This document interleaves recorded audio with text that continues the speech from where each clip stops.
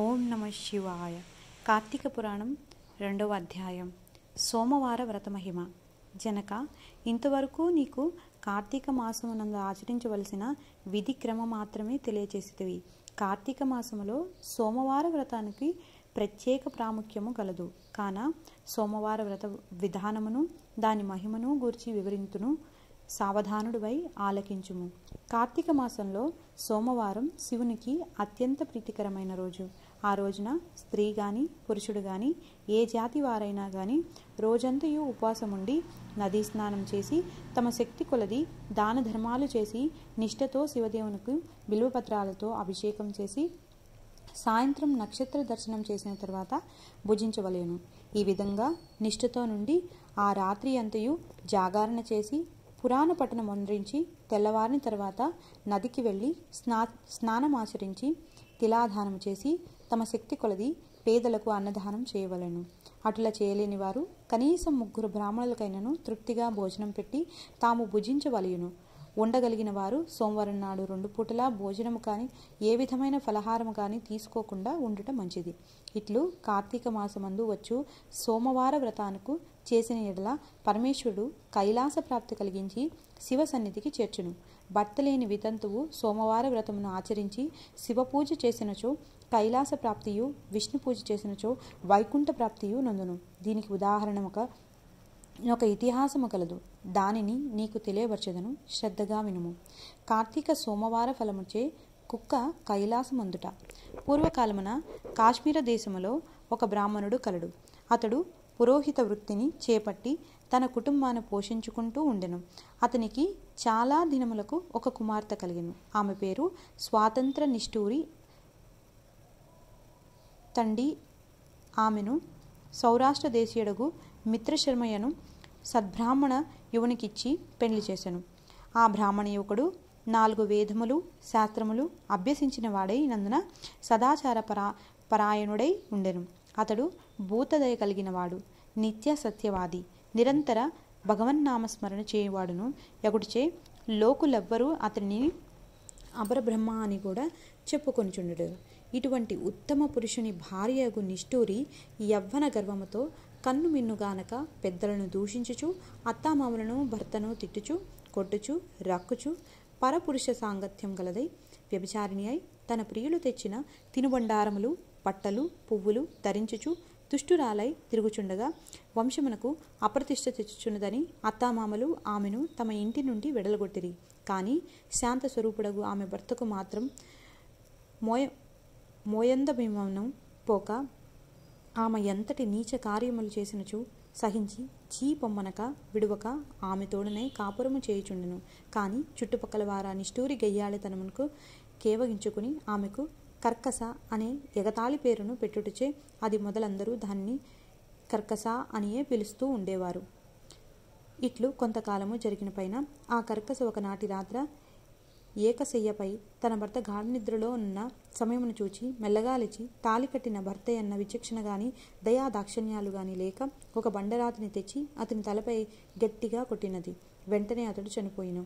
ఆ మృతదేహమును ఎవరి సహాయమో అక్కర్లేనకే అతి రహస్యంగా తొడ్డిదారిన గొంపోయి ఊరి చివరనున్న పాడు నూతిలో పడవేసి పైన చెత్తాచెదాలతో నింపి ఏమియూ ఎరుగని దానివలే ఇంటికి వచ్చెను. ఇక తనకు ఏ ఆటంకములు లేవని ఇంకా విచ్చలవిడిగా సంచరించుచు తన సౌందర్యం చూసి ఎందరినో గంటనే వశపరుచుకుని వారాల వ్రతమును పాడు చేసి నానాజాతి పురుషులతోడను రమించుచు వన్య సంకరకురా లయ్యను.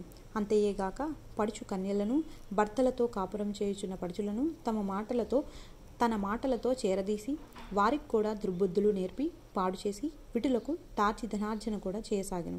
జనకరాజా, యవ్వనమింకము ఎంతయో కాలముండదు కదా. కాలమొక్క రీతిగా నడవదు.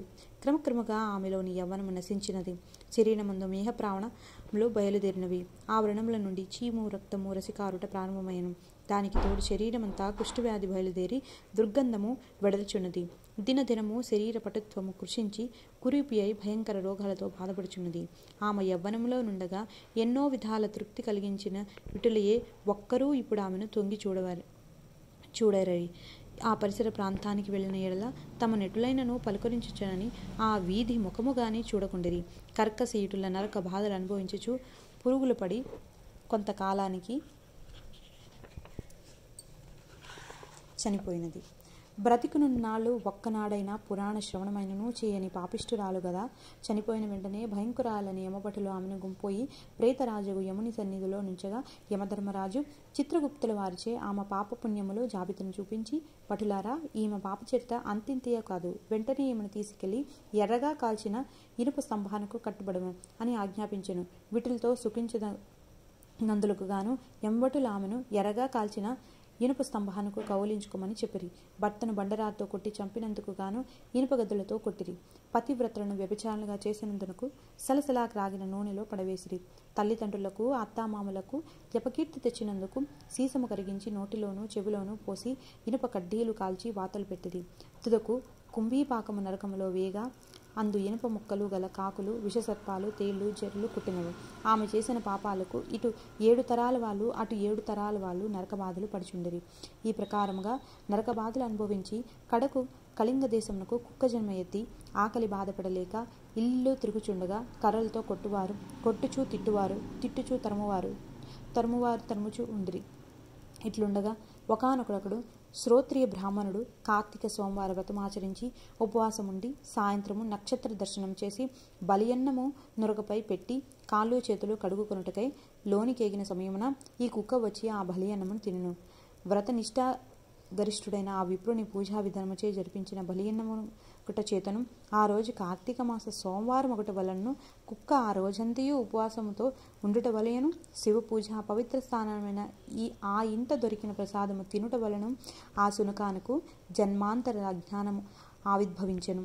వెంటనే ఆ శునకము, విప్రకులోత్తమ, నన్ను కాపాడము అని మొరపెట్టుకును.